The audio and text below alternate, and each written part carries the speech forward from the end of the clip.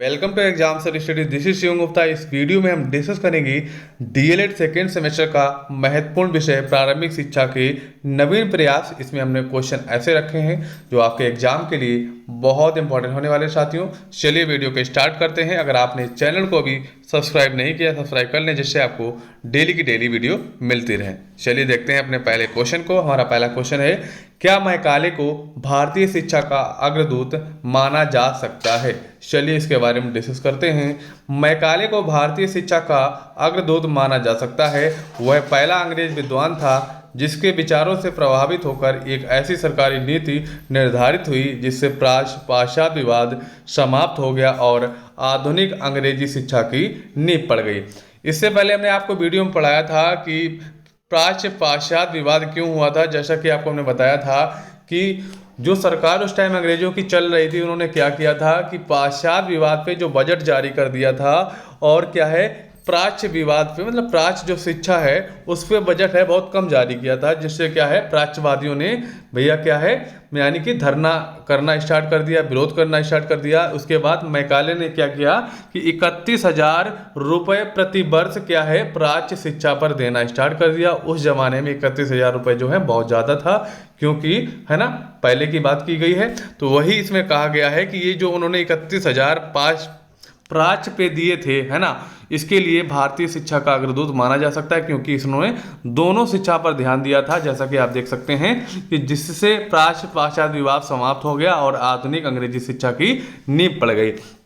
फिर भी अंग्रेज ये चाहते थे कि क्या है जो अंग्रेजी शिक्षा है उस पर ज़्यादा ध्यान दिया जाए, जिससे क्या है कि अंग्रेजों को जो नौकरशाही है ना, नौकर हैं, काम करने वाले लोग हैं, वो सस्ते दामों में मिल जाए, क्योंकि वो भारतीयों को कम वेतन पर पदों पे रखते थे। उच्च पद भारतीयों को प्रदान नहीं किए जाते थे। चलेंगे नेक्स्ट क्वेश्चन पर। नेक्स्ट क्वेश्चन है, मैकाले का बेरल पत्र से क्या लाभ हुआ? चलिए देख लेते हैं। मैकाले के जो बेरल पत्र से भारत के लिए प्राच्य पाश्चात्य विज्ञान का द्वार खुल गया, क्योंकि अंग्रेजी भाषा के माध्यम के रूप में स्वीकृत किए जाने पर पाश्चात्य वैज्ञानिक ज्ञान भारतीयों के लिए सुलभ हो गया, है ना। इससे ये इंपॉर्टेंट चीज़ ये लाभ हुई कि भारतीयों को अंग्रेजी सीखने का मौका मिल गया। जो भारतीय अंग्रेजी सीखना चाहते थे वो अंग्रेजी सीखने में आसानी उनके लिए। उसके अलावा जो वैज्ञानिक थे, भारतीय वैज्ञानिक, बहुत सारी जो रिसर्च है वो इंग्लिश में ही कर सकते हैं। इंग्लिश शिक्षा में बहुत सारी जो किताबें इंग्लिश में ही थी उसके बारे में जानकारी उनको अंग्रेजी सीख के ही मिल सकती थी। तो उनके लिए इस तरीके से बहुत ज़्यादा सुलभ हो गया, बहुत ज़्यादा आसानी से वो लोग इस चीज़ को कर पाए। चलेंगे नेक्स्ट पर। नेक्स्ट क्वेश्चन हमारा है कि शिक्षा में फ्रांसिस वार्डन ने निस्यंदन सिद्धांत के विषय में क्या कहा। अब हम बात करते हैं निस्यंदन सिद्धांत के बारे में। हमने कल आपको बताया था कि निस्यंदन सिद्धांत क्या होता है। निस्यंदन सिद्धांत का मतलब है कि जो शिक्षा है ना उच्च वर्ग के लोगों को दे दी जाए और उन लोगों द्वारा धीरे धीरे छन छन कर शिक्षा निम्न लोगों तक पहुंच जाएगी। वही हमारा है निस्यंदन सिद्धांत। ठीक है, चलिए इसके बारे में देख लेते हैं।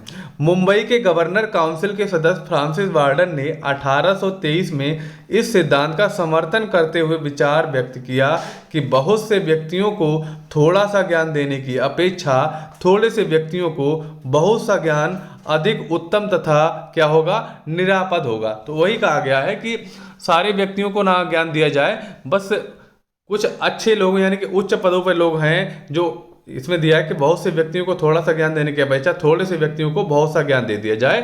यानी कि बहुत से व्यक्तियों को थोड़ा थोड़ा ज्ञान देने की आवश्यकता नहीं है, ज्ञान बहुत सा दिया जाए, यानी कि कुछ व्यक्तियों को दे दिया जाएगा तो ये ज्ञान जो है छन छन कर सभी के पास धीरे धीरे पहुंचने लगेगा और भारत में शिक्षा का प्रसार हो जाएगा। चलेंगे अपने अगले क्वेश्चन पर। अगला क्वेश्चन है, आर्थर पेयू ने अपनी पुस्तक में निस्यंदन सिद्धांत के विषय में क्या लिखा, है ना। है निस्यंदन सिद्धांत ने के बारे में, लेकिन अलग अलग लोगों का मत क्या था इसके बारे में आपसे पूछा जाएगा एग्जाम में, वही आपको बताना पड़ेगा। ठीक है, अब हम बात करते हैं आर्थर पेयू के बारे में। तो जन समूह में शिक्षा को ऊपर से नीचे को छन छन कर पहुंचना, बूंद बूंद कर भारतीय जीवन के हिमालय से उपयोगी शिक्षा नीचे की ओर बहती हुई कुछ समय में चौड़ी तथा विशाल धारा में बदलकर शुष्क मैदानों में सिंचाई करे।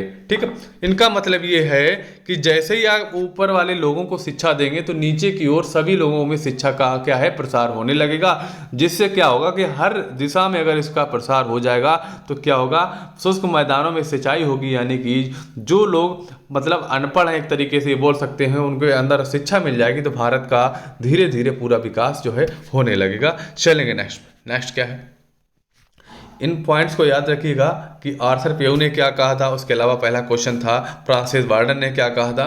तो ये टॉपिक कुछ है इंपॉर्टेंट रखिएगा याद, और बाकी का बाकी आप अपने हिसाब से लिख सकते हैं। चलेंगे नेक्स्ट पर। नेक्स्ट है कि घोषणा पत्र में शिक्षा के स्तर हेतु क्या सुझाव दिए गए, है ना। ये आपका बोर्ड का घोषणा पत्र की बात की गई है, इसके बारे में बात कर लेते हैं। शिक्षा के स्तर को ऊंचा उठाने के लिए घोषणा पत्र में शिक्षक प्रशिक्षण विद्यालय खोलने और शिक्षकों को अच्छा वेतन देने का सुझाव दिया गया। अब आ जाता है आपका बोर्ड का घोषणा पत्र। बोर्ड का घोषणा पत्र जो आपका है 1854 में लागू हुआ था। अगर इसकी बात करें तो इसमें ध्यान दिया गया है कि शिक्षक प्रशिक्षण दिया जाए, है ना, विद्यालय खोले जाएं, इसके अलावा जो शिक्षक है उनको अच्छा अगर वेतन दिया जाएगा तो शिक्षा का जो प्रसार है अच्छी तरीके से हो सकता है। चलिए हम देख लेते हैं। दिया है कि जेम्स ने वुड के घोषणा पत्र के विषय में क्या कहा, है ना। अब बात की गई है वुड के घोषणा पत्र के बारे में, अलग अलग लोगों के विचार देखे जा रहे हैं। चलिए देख लेते हैं।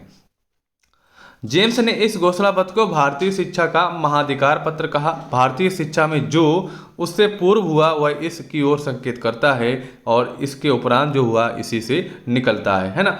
इससे पहले क्या आया था, इससे पहले मैकाले का विवरण पत्र आया था, है ना, बताया गया इससे पूर्व जो हुआ इसकी ओर संकेत करता है, इसके उपरांत जो हुआ यानी कि जेम्स वुड का जो वुड का जो घोषणा पत्र आया था, इससे क्या है भारतीय शिक्षा का बहुत बड़ा बदलाव आया और इसमें बहुत बड़ी क्रांति आई। चलेंगे नेक्स्ट है कि वुड के घोषणा पत्र की प्रशंसा में श्री बसु ने क्या कहा। ये भारतीय वैज्ञानिक है एक तरीके से, इन्होंने क्या कहा था, इन्होंने कहा कि भैया इस घोषणा पत्र की प्रशंसा में बसु ने कहा कि ये घोषणा पत्र भारतीय शिक्षा का शिलालेख है। भारत में आधुनिक शिक्षा का शिलान्यास इस किसी प्रकार से हुआ, है ना। जो भारत में आधुनिक शिक्षा स्टार्ट हुई कब से हुई, वुड के घोषणा पत्र से हुई। वुड का घोषणा पत्र कब आया था, 1854 में आया था। इसको आप याद रखिएगा, ये क्वेश्चन काफी बार पूछा जाता रहा है। चलेंगे नेक्स्ट क्वेश्चन पर। नेक्स्ट क्वेश्चन हमारा है कि वुड घोषणा पत्र के आधार पर कंपनी ने शिक्षा नीति कब घोषित की। जैसा कि आपको हमने बताया था, वुड के घोषणा पत्र के आधार पर कंपनी ने 19 जुलाई 1854 को अपनी शिक्षा नीति घोषित की। यानी कि वुड का घोषणा पत्र कब आया था, 1854 को। कब, 19 जुलाई को। चलिए दोस्तों स्टार्ट करते हैं अपने अगले क्वेश्चन पर, देख लेते हैं। अगला क्वेश्चन है कि वुड घोषणा पत्र में भारतीयों के शिक्षा के क्या उद्देश्य निर्धारित किए गए थे, यानी कि भारतीयों के लिए क्या उद्देश्य जो है निर्धारित किए गए थे, इसके बारे में अगर बात करते हैं। चलिए देख लेते हैं। भारतीयों में शिक्षा का प्रसार करके उनकी मानसिक और चारित्रिक उन्नति करना था। वुड का घोषणा पत्र का मतलब था कि भारत की जो भैया मानसिक स्थिति उसको सुधारना, उनकी चारित्रिक उन्नति भी करना था। भारतीयों को पाश्चात्य ज्ञान से अवगत कराकर उनकी भौतिक समृद्धि करना, है ना। जो उनका एक तरीके से अंग्रेजों का जो ज्ञान था, पाश्चात्य ज्ञान था, अंग्रेजी ज्ञान था, उनमें क्या अवगत करा के उनकी भौतिक जो समृद्धि है, डेली की रहन सहन, मतलब सारी जो है उनका जीवन का है, उनको परिवर्तन करना था एक तरीके से, मान लीजिए, है ना। भारतीयों को राज पदों के लिए सुयोग्य व्यक्ति बनाना था, है ना। उनको राज पदों के लिए सुयोग्य व्यक्ति बनाना, जिससे क्या है कि वो अच्छी से अच्छी जो नौकरी है उसके लायक बन सकें। ठीक है, चलते हैं नेक्स्ट है भारतीयों को समृद्धशाली बनाने में सहयोग देना। जो भारत का जो भारतीय लोग हैं उनको समृद्धशाली बनाने में सहयोग देना, ये वुड के घोषणा पत्र का मतलब था। लेकिन अगर सही तरीके से बात करें, जो अंग्रेज जो थे वो यही चाहते थे शिक्षा देके कि हम भारतीयों का यूज कर सकें। और उनमें क्या है कि अगर सारे अंग्रेज तो यहाँ ला नहीं सकते, नौकरी देने के लिए हम लोगों को मतलब प्रयोग करना था उनको उस टाइम, तो उसी अनुसार उन्होंने अपनी शिक्षा लागू की थी। उनका मतलब तो यही था कि भारत को हमेशा राज करेंगे, लेकिन ऐसा नहीं हो पाया। जो हमारा देश है बाद में 1947 में जो है आज़ाद हो गया था। अगर दोस्तों आपको हमारा वीडियो अच्छा लगा, वीडियो को अवश्य लाइक करें, ज़्यादा से ज़्यादा शेयर करें। अगर आपने चैनल को सब्सक्राइब नहीं किया, सब्सक्राइब कर लें। अब आपको मिलेंगे अपने अगले वीडियो के साथ, तब तक के लिए जय हिंद, वंदे मातरम साथियों।